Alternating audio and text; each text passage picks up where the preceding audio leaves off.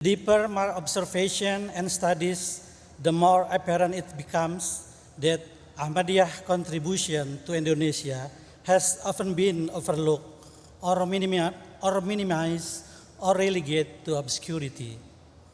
From the earliest days of nation building, Ahmadiyah have led effort to advance education, combat poverty, and foster harmony among diverse communities. Ahmadiyya community, like any other religious group, has the right to practice its belief without fear or persecution.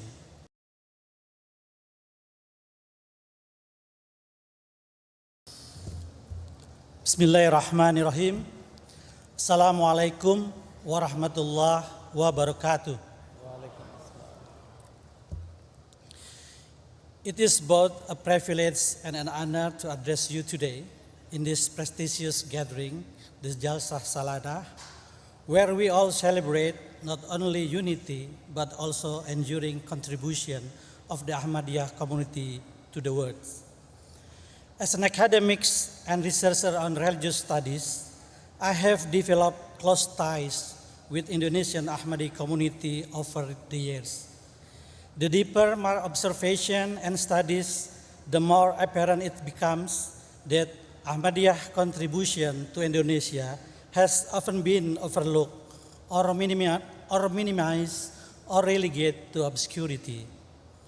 What the Ahmadiyah community in Indonesia has done is unfortunately like a forgotten dot in the writing of Indonesian history. I have witnessed that since Indonesian inception as a sovereign nation, the Ahmadiyah community has played a significant role in shaping of Indonesian cultural, education, and social landscape. From the earliest days of nation building, Ahmadiyah have led effort to advance education, combat poverty, and foster harmony among diverse communities. Their action have transcended rhetorics, profoundly enriching Indonesian society. I also have witnessed firsthand the pivotal role played by the Ahmadiyya community in promoting peace and tolerance.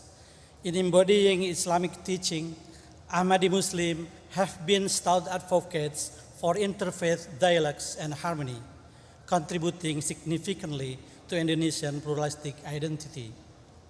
However, despite this commendable contribution, it is disheartening that Ahmadiyya community in Indonesia continue to face unjust marginalization and discrimination.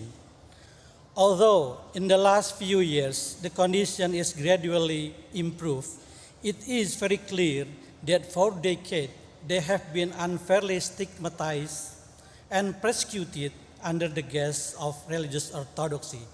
This is a stark contradiction to Indonesia's constitutional commitment to religious freedom. To this end, my position to address this misconception on Ahmadiyya is very clear. Religious freedom is a fundamental rights guarantee in Indonesian pluralistic society. The Ahmadiyya community, like any other religious group, has the right to practice its belief without fear or persecution. Difference in theological interpretation do not warrant labeling them as deviant. It is therefore incumbent upon us to challenge misunderstanding and promote a nuanced understanding of religious diversity within Islam. The Ahmadiyya community's right to exist peacefully and practice their faith freely must be upheld not only in Indonesia but also globally. Here I would like to mention a bit about that next year marks the 100th anniversary of Ahmadiyya in Indonesia. We sincerely hope that Hazrat Khalifatul Masih Al-Khamis may come to celebrate this centennial and bestow blessing and prayer for this country. At the end, I would like to conclude by saying let's celebrate the resilience, contribution, and offering commitment of the Ahmadiyya community to peace and service. Together, let us stand in solidarity against discrimination and uphold principle of justice and religious freedom and tolerance. Thank you for your attention. Assalamualaikum warahmatullahi wabarakatuh. Nara Takbir. Islam Ahmadiyya. Jamaat Ahmadiyya Indonesia.